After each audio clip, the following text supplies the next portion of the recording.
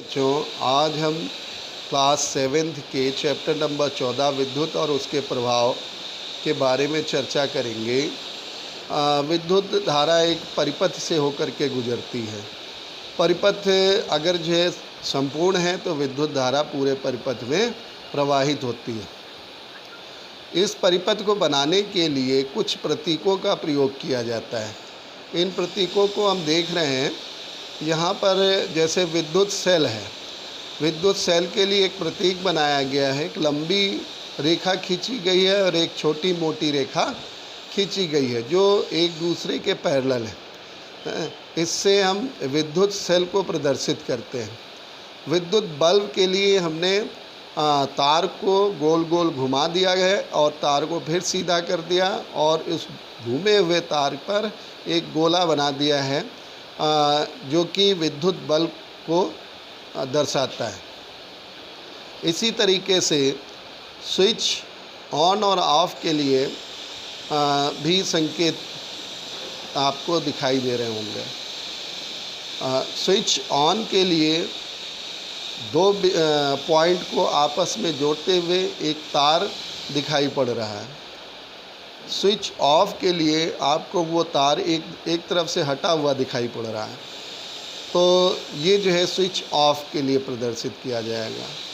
Battery का प्रदर्शन करने के लिए हम उसी सेल को कई सेल को आपस में जोड़ते हैं। इनके जोड़ने का क्रम क्या होता है कि प्लस को माइनस से जोड़ते हैं। तो अब देखिए इसके लिए जो है हमने क्या बनाया है, एक लंबी रेखा और एक छोटी मोटी रेखा। छोटी मोटी रेखा को जोड़ते हुए फिर एक लंबी रेखा, फिर एक छोटी मोटी रेखा, फिर उसको जोड़ते हुए लंबी रेखा और एक फिर छोटी मोटी रेखा। तो इस तरीके से बैटरी का संकेत बन गया। सेल हो या बैटरी हो, दोनों में जो लंबी रेखा है उस तरफ जो है धनात्मक और जो छोटी मोटी रेखा है उस तरफ ऋणात्मक है। ऋण का निशान लगाते हैं।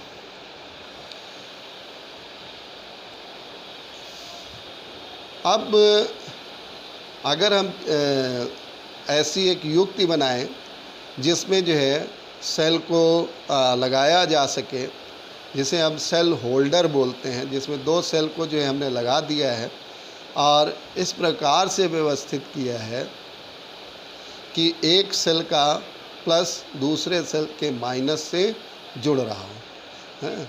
और इस होल्डर से दो तार निकाल करके हम इसको परिपथ में लगा सकते हैं।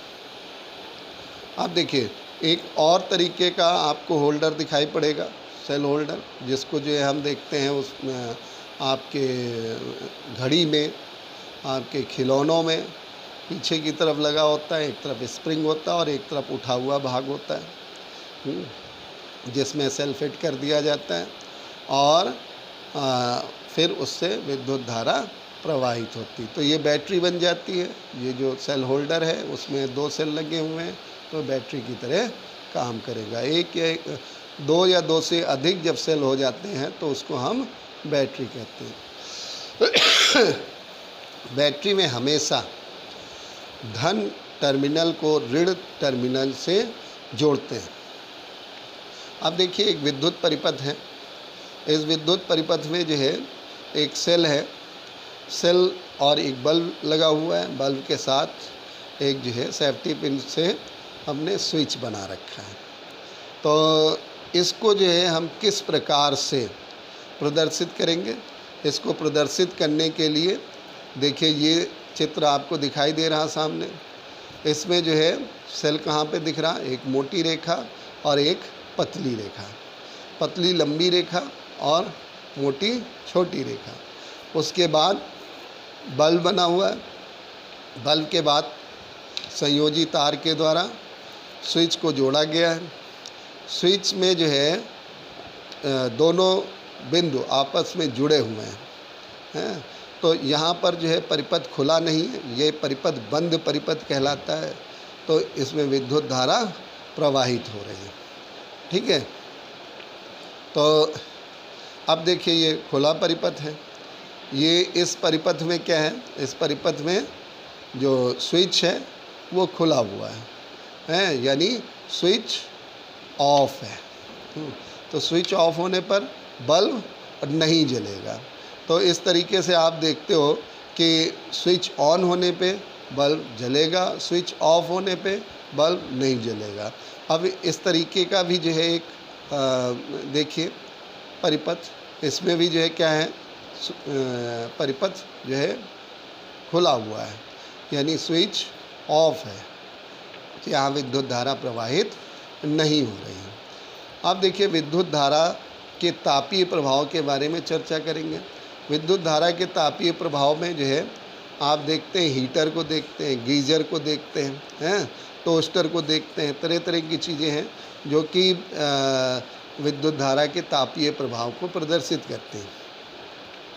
यहाँ पर हम एक ऐसा तार लेते हैं जिसका प्रतिरोध बहुत अधिक हो, प्रतिरोधकता बहुत अधिक हो, है, जिससे वो जो है तप्त होकर के ऊष्मा प्रदान करे। अच्छा, इसका जो तार की क्वालिटी हो जो कि जल्दी से गले नहीं, ठीक है। अगर जल्दी से गल गया तो जो है फिर इस पर सर्किट पूरा नहीं होगा, ठीक है। तो यहाँ पर जो है आप देखते हैं कि विद्युत धारा प्रवाहित हो रही है और विद्युत धारा प्रवाहित होने से ऊष्मा निकल रही है और इस ऊष्मा का उपयोग खाना बनाने के लिए, पानी गर्म करने के लिए हैं, इस तरीके से हम करते हैं, ठीक है। अब देखिए प्रेस के अंदर का भाग देखिए, विद्युत इस्त्री जो है इसके अंदर भी जो है कुंडली लगी हुई है और इस कुंडली से जो है कनेक्ट होकर के विद्युत धारा बहती है, जिससे इसमें बहुत अधिक ऊष्मा निकलती है और आप कपड़े को प्रेस कर लेते हैं। अब इधर बल्ब की तरफ ध्यान दीजिए, बल्ब के अंदर एक दीप्त तंतु है। दीप्त तंतु आप जो है देखते हैं बल्ब को जो है लगातार जलाते रहते हैं, लेकिन फिर भी वो जलता रहता है, उसका तार गलता नहीं। तो इसमें जो है टंगस्टन का तार लगा हुआ है जो कि बहुत अधिक ताप होने के बाद भी ये गलता नहीं है। तो इसलिए जो है यहाँ पर टंगस्टन का उपयोग किया गया है। तो इस तरीके से जो है इसका जो गलनांक है वो उच्च है, उच्च गलनांक वाली चीज़ है। अब यहीं पर अगर हम फ्यूज़ की बात करें तो विद्युत फ्यूज़ ऐसे तार से मिलके को लगाकर बनाया जाता है जिसमें कि विद्युत धारा प्रवाहित, ज़्यादा विद्युत धारा प्रवाहित हो जाए तो वो गल जाए और सर्किट टूट जाए या परिपथ टूट जाए, जिससे घर में रखे हुए किसी भी सामान को नुकसान ना पहुँचे, ठीक है। अब देखिए अब नई टेक्नोलॉजी आ गई है। इस नई टेक्नोलॉजी में जो है आपको LED बल्ब, CFLs हैं, ये बेहतर दक्षता जो है प्रदर्शित करने वाली युक्तियां हैं, जिससे तीव्र प्रकाश जो है हमें प्राप्त होता है और कम से कम ऊर्जा खर्च होने पे अधिक से अधिक प्रकाश हमें ये प्रदान करते हैं। LED का जो फुल फॉर्म है उसको हम कहते हैं प्रकाश उत्सर्जक डायोड, लाइट इमिटिंग डायोड। तो ये लाइट इमिटिंग डायोड जो है बहुत ही अच्छी चीज़ है, जिसमें जो है अधिक से अधिक प्रकाश हमें प्राप्त होता है, ठीक है।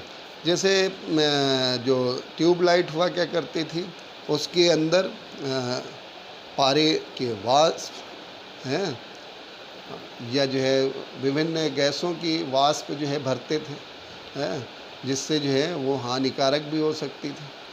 अभी भी जो है जो CFL नलिका बनाते हैं हम, तो CFL नलिका में भी जो है पारे की वाष्प भरते हैं जो कि विषैली होती है। तो जो CFL ट्यूबलाइट्स हैं, इन ट्यूबलाइट्स को जब ये ख़राब हो जाएं तो इनका निपटारण सावधानी पूर्वक करना चाहिए, नहीं तो नुकसान हो सकता है, क्योंकि ये बहुत अधिक विषैले होते हैं। थैंक यू, धन्यवाद।